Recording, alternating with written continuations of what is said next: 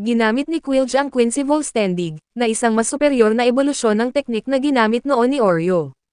Sa anyong ito, nagmukha siyang anghel na may nagniningning na mga pakpak at isang halo sa ulo.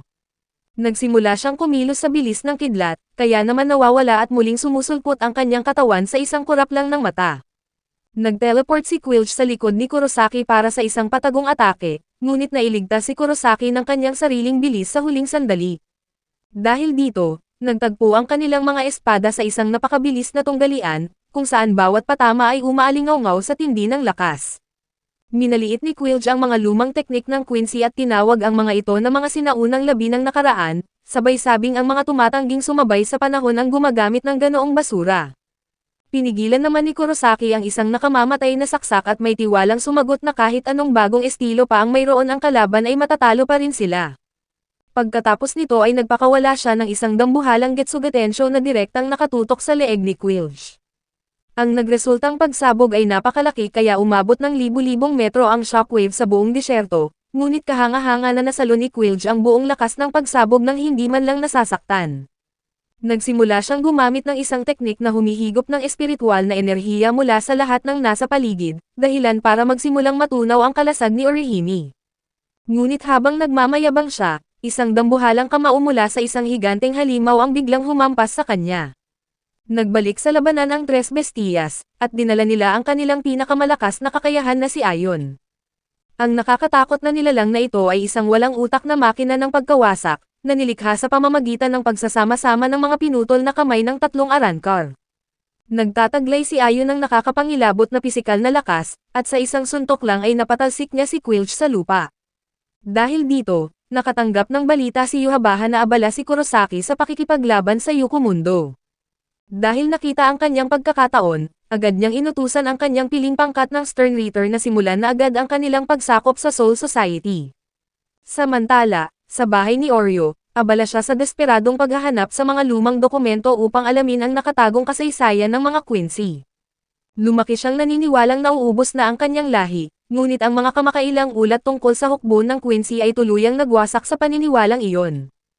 Tinanong ni Oreo ang kanyang amang si Ryuken upang hingin ang katotohanan, ngunit malamig lang siyang tinalikuran nito at sinabihan na wala siyang pakialam doon.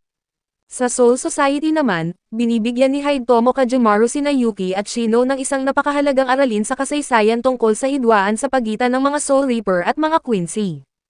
Ipinaliwanag niya na ang mga Soul Reaper ay nabubuhay upang linisin ang mga halo, at gabayan ang kanilang mga kaluluwa patungo sa kabilang buhay upang mapanatili ang balanse ng kosmos. Gayunpaman, mas marahas ang diskarte ng mga Quincy dahil tuluyan nilang binubura ang mga kaluluwa ng halo sa mundo, isang gawain na nagbabanta sa katatagan ng buong universo. Dahil sa lubusang pagwasak sa mga kaluluwa, naging dahilan ang mga Quincy upang gumuho ang timbang ng mga mundo na pwedeng magdulot ng kabuoang pagkasira. 200 taon na ang nakalilipas, naglunsad ng isang digmaan ng paglipon ang mga Soul Reaper laban sa mga Quincy upang iligtas ang mundo, at ang mga nakaligtas ay nagtanim ng matinding galit mula noon. Habang nangyayari ito, ipinagpatuloy ni Oreo ang kanyang lihim na pananaliksik sa nakaraan. Sa headquarters naman ng unang squad, galit na galit si Yamamoto kay Mayuri dahil sa pagpapadala ng 12 squad sa Rukongay nang walang pahintulot, isang kilos na nagresulta sa pagkabura ng 28,000 mamamayan. Malamig namang ipinagtanggol ni Mayuri ang kanyang ginawa at sinabing isa itong desperado, ngunit kinakailangang hakbang upang hindi tuluyang magunaw ang balanse ng mga mundo. Balik sa Yukomundo, bugbog sarado si Quilge OP sa mga patama ni Aion.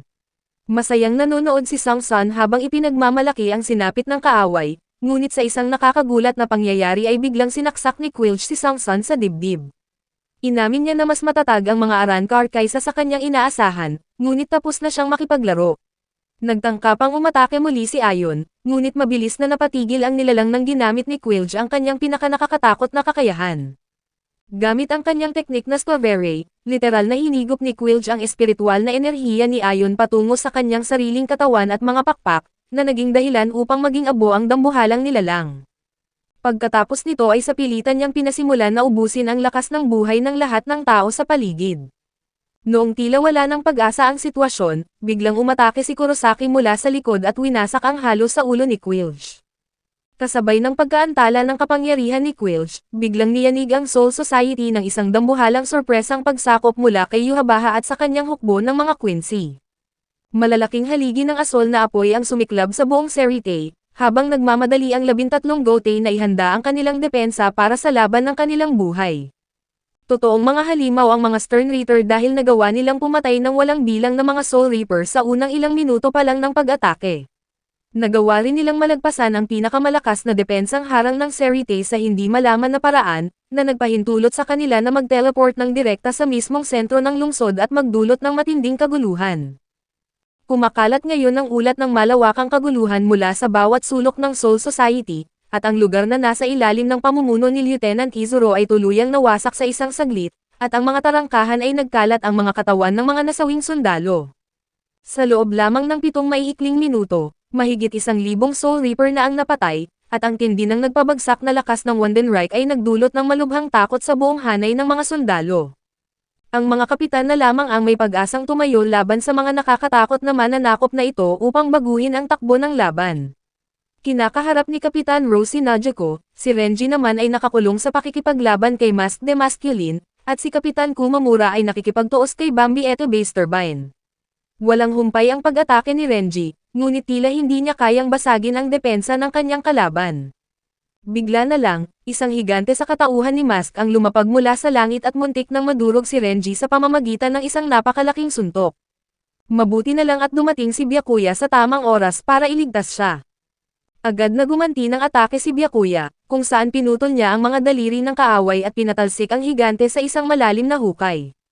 Sinubukan ni Byakuya na gamitin ang kanyang Senbonzakura, ngunit nawalan ng bisa ang teknik na ito.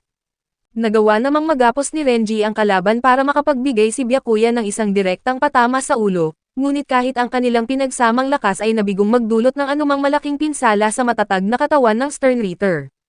Winasak ng kaaway ang mga tanikala at gumanti sa pamamagitan ng pagpapalabas ng sunod-sunod na atake ng yelo. Sa ibang dako naman, nagawang e-freeze ni Kapitan Toshiro ang braso ng kanyang kalaban, ngunit patuloy na kumikilos ang Quincy nang may nakatatakot na kaliksihan dahil masyadong makapal ang balat nito para man lang mahiwa ng espada. Napatalsik si Hitsugaya sa isang pader dahil sa isang mabigat na atake, habang si Soifan naman ay nahihirapan ding sumabay sa bilis ng kalaban. Nang matanto na hindi sapat ang kanilang karaniwang lakas, nagpasya si Byakuya na wala na silang ibang pagpipilian kundi gamitin ang kanyang bankay upang tuluyang maubos ang mga kalaban na ito. Nagbabala si Renji kay Byakuya na mag-ingat, dahil nagpakita ang mga kaaway ng kakaibang kakayahang manghimasok sa kanilang mga kapangyarihan. Binaliwala ang kanyang babala, pinakawalan ni Byakuya ang Senbonzakura Kageyoshi na nagpalabas ng milyon-milyong matatalas na talulot ng bulaklak sa kanyang kaaway. Ginamit din ni Kumamura at Hitsugaya ang kanilang bankay, ngunit direkta silang naglakad sa isang patibong. Naghihintay lamang ang mga Stern Reaper na mailabas ang bankay upang magamit ang kanilang mga kagamitan para nakawin ang mga ito. Naiwan si Hitsugaya sa estado ng purong pagkabigla habang ang kanyang kapangyarihan ay sapilitang kinukuha sa kanya. Desperado na sumigaw si Hitsugaya kay Matsumoto na babalaan ang iba na huwag gagamitin ang kanilang bankay, ngunit huli na ang lahat dahil 4 na kapitan na ang nawalan ng sa kanila. Galit na galit si Mayuri, sabay na isinusumpa ang mga kapitan dahil sa pagiging kampante at hindi paghihintay sa kanyang siyentipikong pagsusuri sa mga kakayahan ng kalaban. Samantala, si Kapitan Shansoy ay nasa isang matinding pakikipaglaban kay Robert Acutron, kung saan nawala ang kanyang kanang mata dahil sa isang bala mula sa Quincy. Sinubukan ni Renji na ilabas ang kanyang bankay para tumulong, ngunit pinigilan siya ng kanyang kapitan. Nagsisimula na silang nakaramdam ng isang nakakalubog na kawalan ng pag-asa dahil wala silang malinaw na paraan para manalo sa digmaang ito. Mabilis na tumataas ang bilang ng mga namamatay sa isang nakakatakot na antas, at nagsisimula ng pumasok ang matinding kawalan ng pag-asa. Nang makita ang pagkapaslang sa kanyang mga kasamahan, nagpasya si Akon ng Squad 12 na sumugal sa isang desperado na hakbang at nakipag-ugnayan kay Urahara sa Yukumondo, sa pag-asang si Ichigo Kurosaki ang magiging kanilang kaligtasan. Ipinapaalala ni Urahara kay Akon na abala pa rin si Kurosaki sa pakikipaglaban kay Quilch OP, subalit nagbahagi siya ng ilang mahahalagang impormasyon na hindi kayang nakawin ng mga Quincy ang bankay ni Kurosaki. Dahil dito, si Kurosaki ang kanilang pinakamagandang pagkakataon para manalo sa digmaan, basta't makakabalik siya sa tamang oras. Kasalukuyang pinamamahalaan ni Kurosaki ang labanan, kung saan tinulak niya si Quilch sa kanyang pinakahuling limitasyon sa pamamagitan ng isang malakas na hampas na nagpabagsak sa Quincy sa lupa. Sinubukan ni Quilch ang isang dosenang pagsabog ng enerhiya, ngunit walang kahirap-hirap na sinangga ni Kurosaki ang lahat ng ito habang pinapanatili ang kanyang buwelo. Tinukso ni Kurosaki ang kanyang kalaban, sabay pahiwatig na ang mga Quincy ay talagang takot na takot sa kanyang bangkay. Sumigaw si Quilch na walang kinatatakutan ang Wandenreich sa mundong ito, ngunit habang isinisigaw niya ang kanyang pagtanggi ay bigla siyang tinamaan ng isang mapangwasak na atake. Nagpasabog si Urahara ng isang butas ng direkta sa dibdib ni Quilch, at hinimok si Kurosaki na magmadali patungo sa Soul Society dahil ang sitwasyon ay naging delikado na. Labis na nababahala si Kurosaki nang malaman kung gaano kalubha ang pagkatalo ng kanyang mga kaibigan. Pagkatapos ay binigyan ni Urahara sina Orihime at ang iba pa ng tungkulin, na kunin ang isang malaking metal na disk mula sa katawan ni Quilch habang ipinagpapatuloy niya ang pagsusuri sa datos.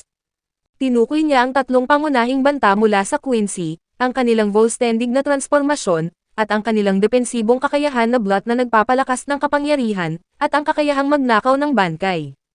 Sinabi ni Urahara na ang blot ay maaari lamang magpalakas ng opensa o depensa ng paisa-isa, at hindi kailanman magkasabay. Habang sinisimula ni Kurosaki ang kanyang paglalakbay sa portal patungo sa Soul Society, biglang sumara ng malakas ang tarangkahan sa kanyang likuran.